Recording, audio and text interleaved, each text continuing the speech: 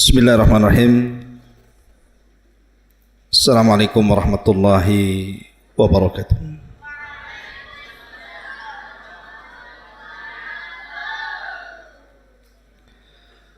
Alhamdulillah wassalatu wassalamu ala Rasulillah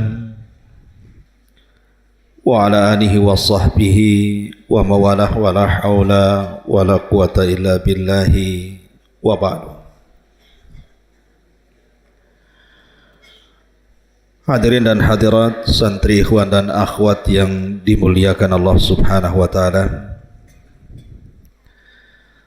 Alhamdulillah di malam hari ini kembali kita bisa duduk di Masjid Jabal Uhud, dan pembahasan di malam hari ini kita akan membahas satu tokoh yang mungkin jarang didengar namanya. Tokoh ini namanya Saif ibn Dhi Yazan. Saif ibnu Dhi Yazan namanya. Siapa Saif ibn Dhi Yazan ini? Nanti kita akan kisahkan. Ma'asyiral muslimin yang dimuliakan Allah Subhanahu wa taala. Kisah Saif ibn Dhi Yazan ini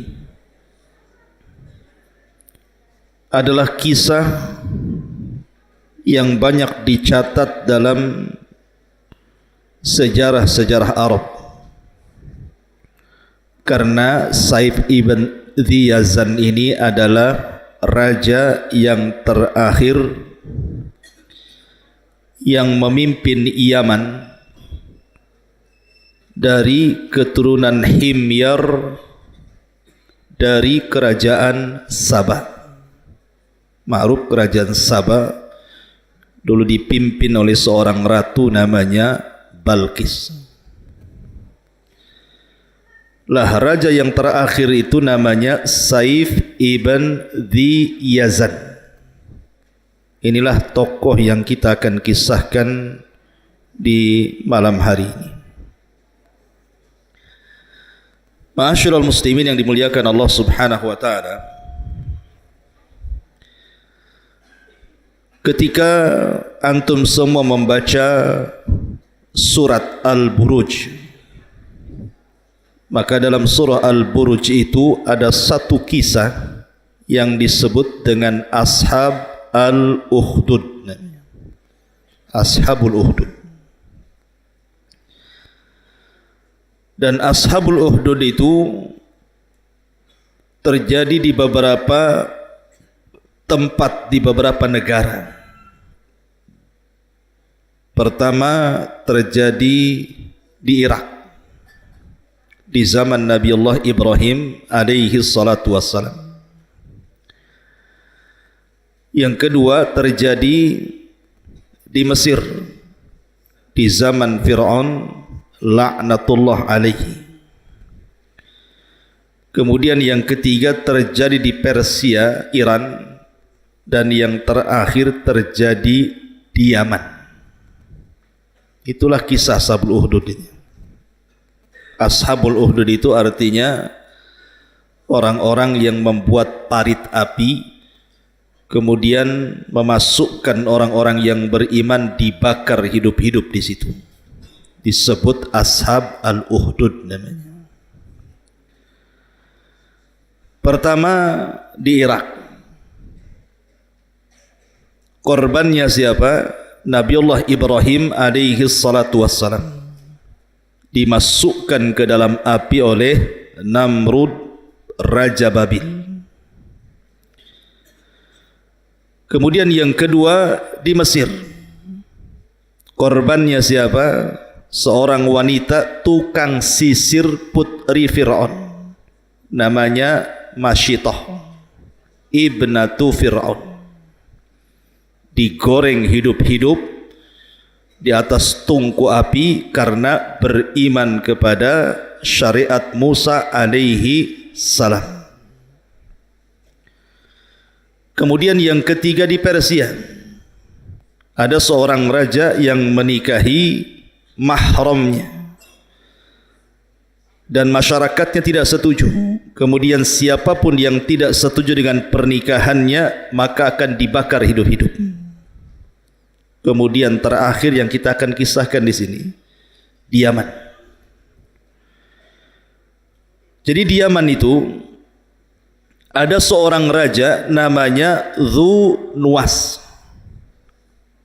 Catat karena banyak nama-nama yang asing, antum jarang dengar. Jadi ada seorang raja namanya Dzu Nuwas. Itulah raja yang pernah berkuasa dari raja-raja Himyar yang ada di Yaman. Lah Dzu Nuwas ini yang tadinya beragama Nasrani akhirnya menjadi Yahudi. Tetapi Najran masyarakatnya itu agamanya Nasrani. Lah Dzu Nuwas ini kejam sekali.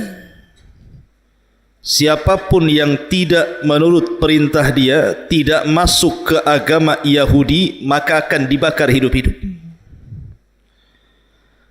Lah pembakaran hidup-hidup itu pernah dilakukan Dzu Nuwas itu bukan hanya 1, 200, 200, 1000, 2000, tidak. Sampai 20.000 jiwa dimasukkan ke parit api. Kisahnya diabadikan dalam Suratul Buruj. 20.000 orang yang beriman dipanggang dalam api di zaman Dzu Nuwas itu. Lah ketika Dzu Nuwas berkuasa ini kejam sekali. Kemudian orang-orang Yaman pun meminta kepada negara Romawi yang ketika itu berkuasa di Syam untuk menolong orang-orang Nasrani yang diintimidasi, disiksa dan ditekan oleh Dzu Nuwas ini. Akhirnya Raja Romawi kemudian mengirim surat ke Ethiopia agar negara Ethiopia yang sama-sama beragama Nasrani ketika itu mengutus pasukan untuk menghancurkan Najran dan membunuh Dzu Nuwas. Akhirnya dikirimlah oleh Raja Habasha Ethiopia 2 jenderal kebanggaannya. Pertama Ar-Riyadh dan yang kedua Abroha yang kelak akan menghancurkan Ka'bah itu. Dikirimlah pasukan besar dipimpin 2 jenderal Ar-Riyadh dan juga Abroha berangkat dari Ethiopia menuju Yaman. Sesampainya di Yaman, maka pasukan besar dari Ethiopia ini menghancurkan Najran dan membunuh Dzu Nuwas. Maka berkuasalah ketika itu sebagai pengganti Dzu Nuwas adalah Ar-Riyadh. Tetapi Riyadh kemudian dibunuh oleh Abroha. Maka Abroha lah yang berkuasa di Yaman mengikut hukum Habasyah Ethiopia. Lah pada dasarnya orang-orang Yaman ketika Abroha berkuasa, mereka suka dengan cara-cara Abroha dibandingkan penguasa sebelumnya Dzu Nuwas yang kejam. Tetapi ketika makin lama berkuasa Abroha itu rupanya jauh lebih jahat, lebih kejam dibandingkan Dzu Nuwas. Dan berakhir kebencian orang Arab kepada Abroha ketika Abroha berusaha untuk menghancurkan Ka'bah. Lah salah satu kejahatan Abroha, kebengisan Abroha itu suka menculik wanita-wanita yang menurut dia cantik, walaupun sudah bersuami maka akan dipaksa dan diambil. Suatu ketika Abroha menaksir seorang wanita keturunan Raja Himyar, Suaminya itu turunan Raja Himyar. Nama wanita itu Qamariyah. Jadi Abroha itu suka dengan Qamariyah ini, istri daripada turunan Raja Himyar ini. Akhirnya diculik. Kemudian dipaksa dinikahi Abroha, padahal masih punya suami. Maka dari pernikahan Abroha dengan Qamariyah ini lahirlah putra Abroha namanya Masruq ibnu Abroha. Masruq ibn Abroha. Lah Qamariyah ini dengan suaminya yang lama, turunan Raja Himyar itu punya anak. Masih kecil. Anak inilah yang kita akan ceritakan, namanya Saif ibn Dhi Yazan. Saif ibn Dhi Yazan ini. Jadi Qamariyah punya anak dari suami lamanya, keturunan Raja Himyar ini, namanya Saif ibn Dhi Yazan, kemudian diculik oleh Abroha, kemudian dipaksa dinikahi, punya anak pula dari Abroha itu namanya Masruq ibn Abroha, berarti saudara seibu dengan Saif ibn Dhi Yazan. Lah suaminya Qamariyah ini, karena dia sakit hati dengan Abroha, istrinya diculik dan dipaksa dinikahi, akhirnya dia pun pergi ke Persia, meminta bantuan Raja Persia untuk meruntuhkan kerajaan Abroha. Dan ketika itu Raja Persia menyanggupi, tetapi Allah takdirkan ketika sampai di pintu Persia, ketika hendak pulang ke Yaman, meninggallah suami daripada Qamariyah, ayah daripada Saif ibn Dhi Yazin ini. Jadi Saif ibn Dhi Yazin ini diasuh oleh Abroha, karena juga punya saudara sesusu, saudara seibu namanya Masruq ibn Abroha.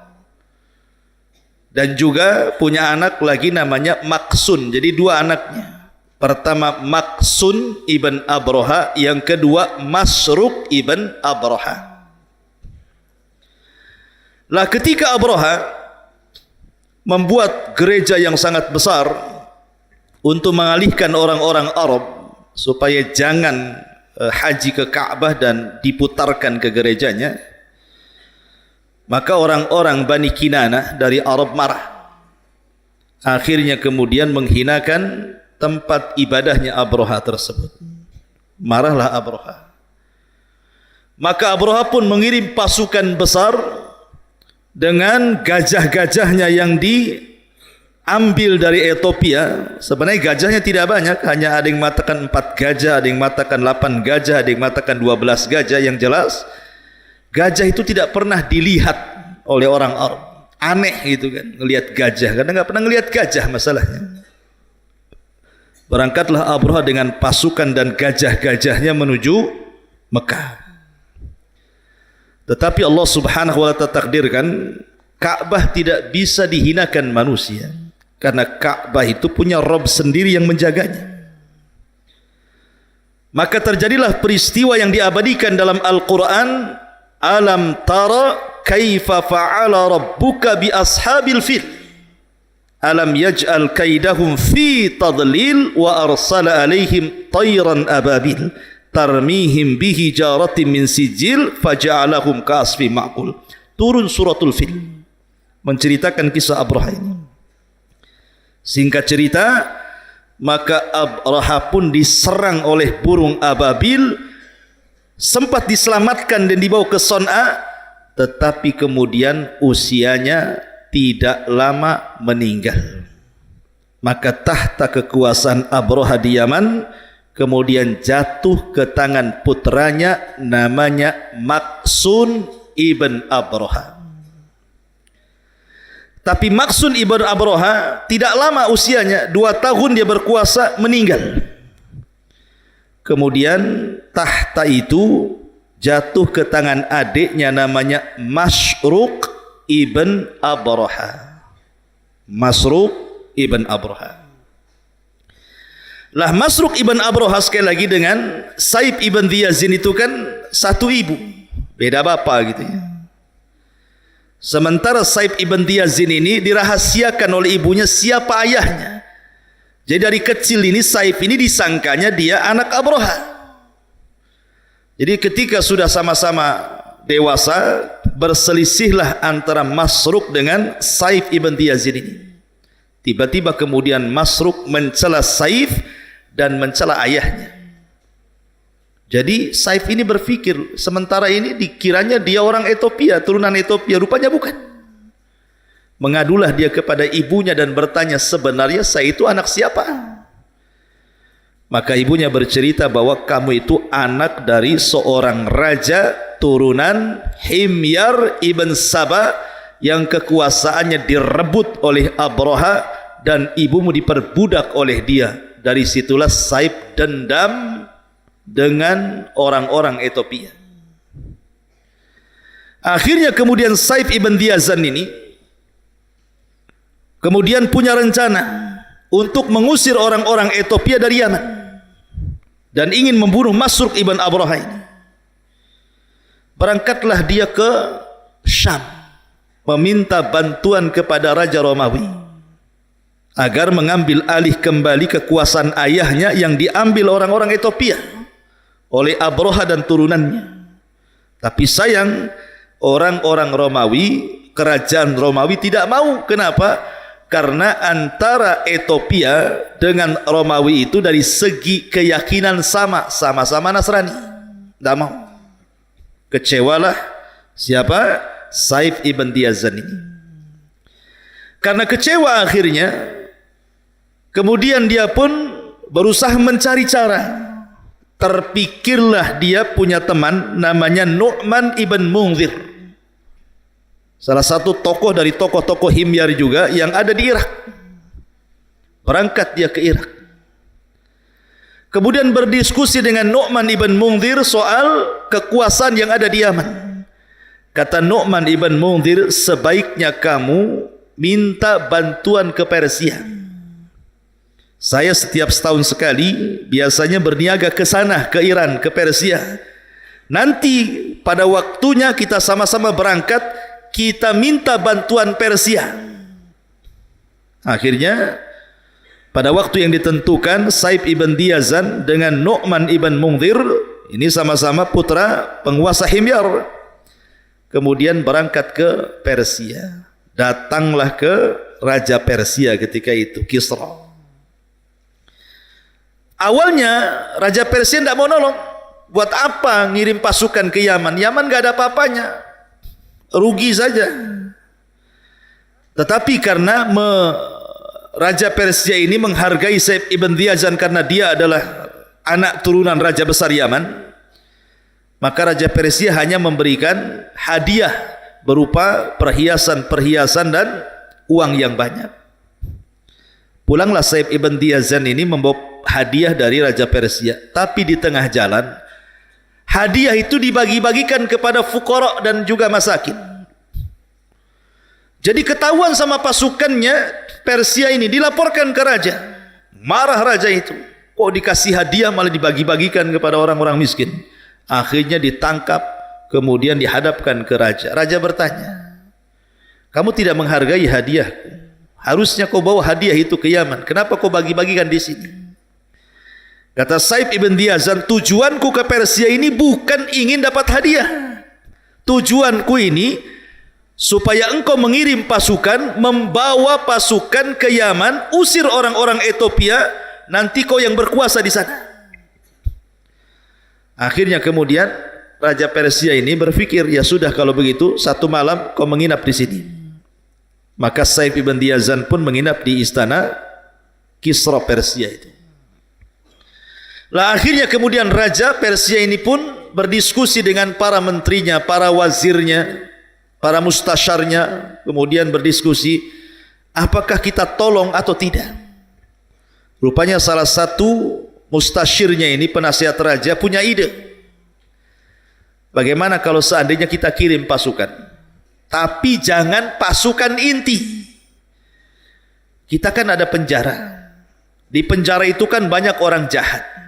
Ada perampok, ada perompak, ada koruptor, macam-macam gitu ya. Gimana kalau seandainya orang-orang yang di penjara itu kita buat kirim saja orang-orang itu biar perang melawan orang-orang Ethiopia di Yaman.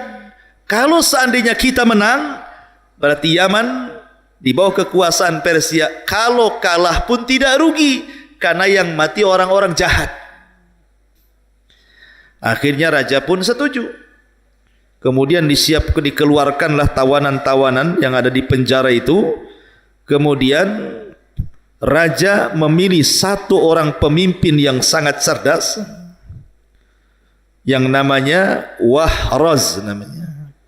Ya, tulisannya Wahraz. Si Wahraz ini dia menjadi pemimpin perang. Kata raja, ya Wahraz, bawalah pasukan orang-orang penjara itu yang jumlahnya 800 orang dengan 8 kapal. Berarti masing-masing kapal 100 orang. Bawa, ikuti Saif ibn Diyazan itu. Ikuti kemauannya. Akhirnya kemudian disiapkan 8 kapal, masing-masing kapal 100 penjahat penjara. Berangkatlah dari Ethiopia menuju Yaman, menyeberang lautan. Rupanya di tengah lautan 2 kapal tenggelam, sisanya tinggal 6 kapal. Berarti tinggal 600 penjahat pasukan. Ketika sampai di Yaman, maka Wahraz ini bertanya kepada Saif ibn Diyazan, kamu punya pasukan apa di sini? Gak mungkinlah kami nyerang. Hanya 600 pasukan, yang kita lawan ini ribuan orang. Kata Saif ibn Diyazan, tenang saja. Saya akan buat orang-orang Arab ini bangkit dan ikut menyerang bersama Anda. Maka kemudian Saif ibn Diyazan mempengaruhi orang-orang Arab Himyar dan kabilah-kabilah di Yaman untuk bangkit dan memberontak. Karena dari dulu mereka tidak suka dengan orang-orang Ethiopia. Abroha dan turunan itu tidak suka, karena kejam sekali. Akhirnya terkumpullah sampai ribuan pasukan bergabung dengan tentara Persia. Tentara Persia tidak banyak, hanya 600 pasukan. Itu pun orang-orang jahat yang dikeluarkan dari penjara kan itu. Sementara tentara Masyruk, putra Abroha ini banyak. Akhirnya ketika 2 pasukan berhadapan-hadapan nih, satu pasukan Masruk putra Abroha dengan pasukan ribuan gitu ya, dengan gajah-gajahnya. Yang satu pasukan Saif ibn Diyazan dengan Himyar dan kabilah-kabilah Arabnya, yang dibantu dengan sedikit pasukan Persia.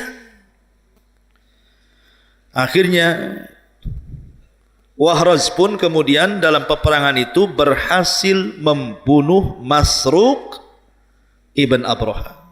Ketika berhasil membunuh Masruk itulah, maka pasukan tunggang langgang kemudian Saif ibn Diyazan berhasil melumpuhkan orang-orang Ethiopia Yaman, sehingga 2/3 pasukan jadi tawanan dan sepertiganya lari tunggang langgang entah kemana. Ma'asyiral muslimin yang dimuliakan Allah Azza wa Jalla, setelah kemudian dimenangkan oleh Saif ibn Diyazin, Masruk sudah meninggal dan orang-orang Habasyah sudah banyak yang ditawan, sebagiannya pulang ke Habasyah dan sebagian lagi bersembunyi. Akhirnya kemudian Masruk pun menjadi raja yang terakhir daripada raja-raja Himyar yang menduduki tahta di Son'a Yaman. Dan pasukan Persia pulang, sehingga ketika itu kerajaan Himyar yang dipimpin oleh Saif ibn Diyazin setiap tahunnya harus bayar upeti, dikirim ke Persia. Berarti di bawah hukum Persia. Itulah kenapa Persia masuk negeri Arab itu. Di sini ceritanya. Ya. Lah Saif ibn Diyazin ini, ikhwatu fillah muliakan Allah Azza wa Jalla, setelah dia berkuasa jadi raja, dibicarakan orang-orang Arab. Dibicarakan orang-orang Arab.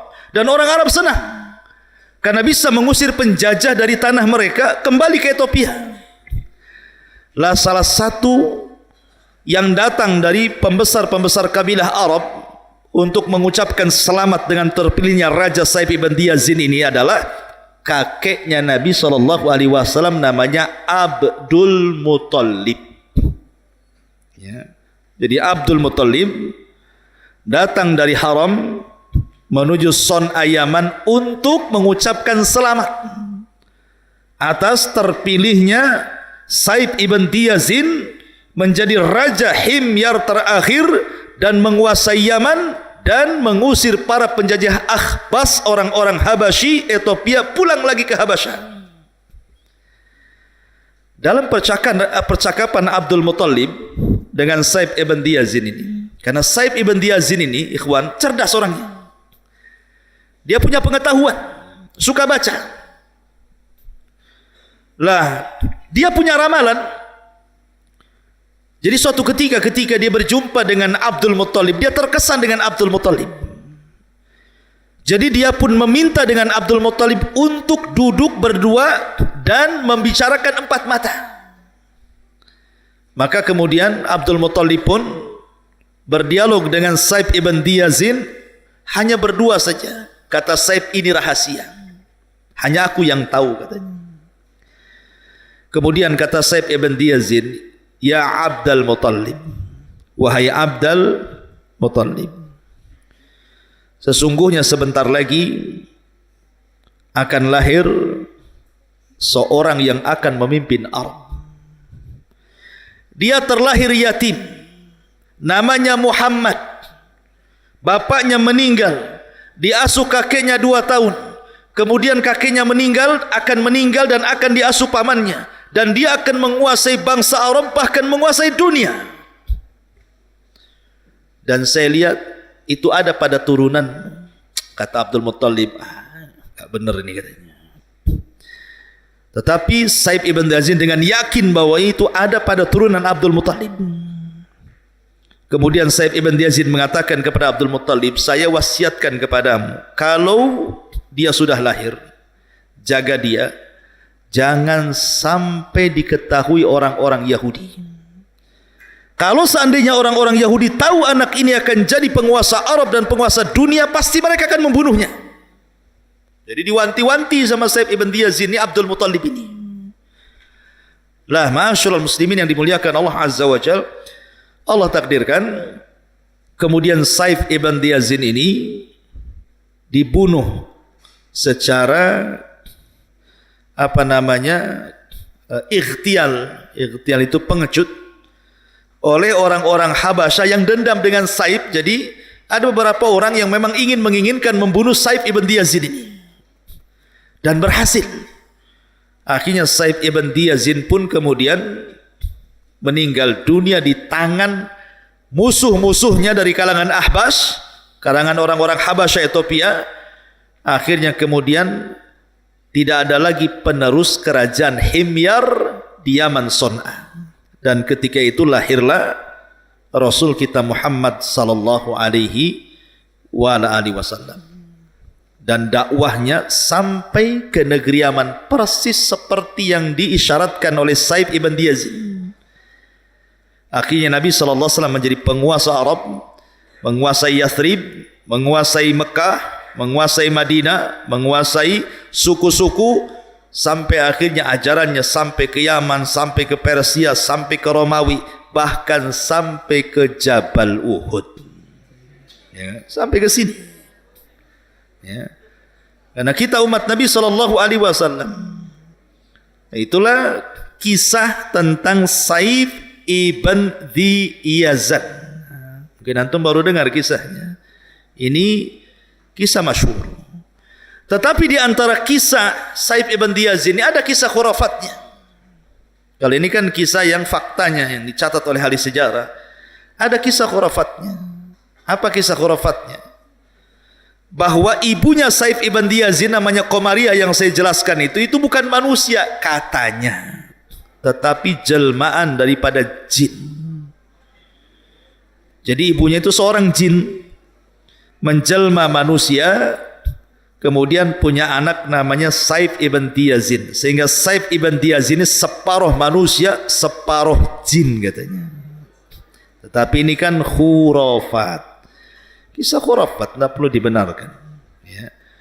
Yang jelas bahwa kisah Saif ibn Yazid ini dicatat oleh ahli sejarah sebagai permulaan nubuah kenabian Nabi sallallahu alaihi wasallam, bahwa Saif ibn Yazid mengisyaratkan akan kenabian Nabi sallallahu alaihi wasallam, bahkan mewanti-wanti Abdul Muthalib untuk menjaga calon nabi ini dan jangan sampai ketahuan orang-orang Yahudi.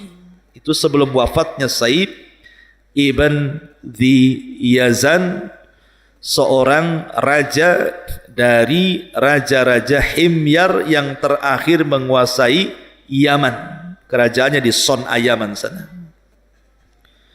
Dari sini secara garis besar khulasahnya berarti pertama, kekuasaan Ethiopia di Yaman itu hanya dikuasai oleh 4 raja. Pertama yang berkuasa Riyadh. Kemudian Riyadh mati di tangan Abroha, naiklah Abroha.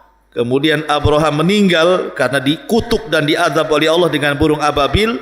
Kemudian dilanjutkan putranya Maksun ibn Abroha. Kemudian Maksun meninggal hanya sebentar.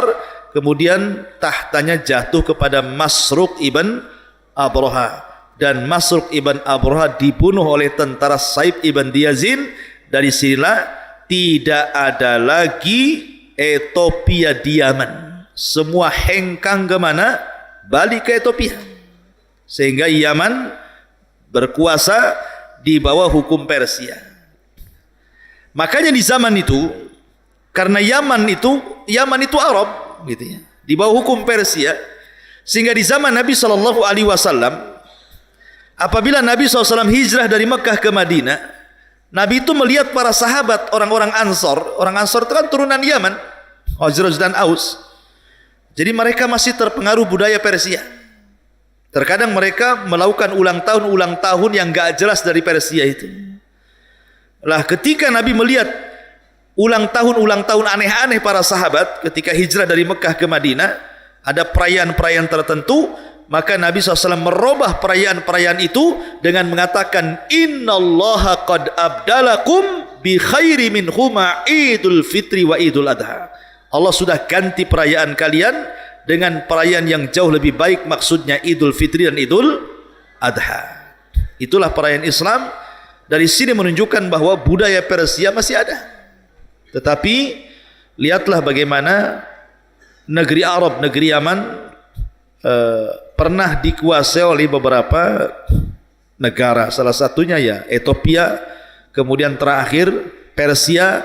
Tetapi setelah diutusnya Nabi SAW, negara Yaman menjadi negara Islam sampai hari ini. Inilah kisah Saif ibn Yazid. Wallahu a'lam.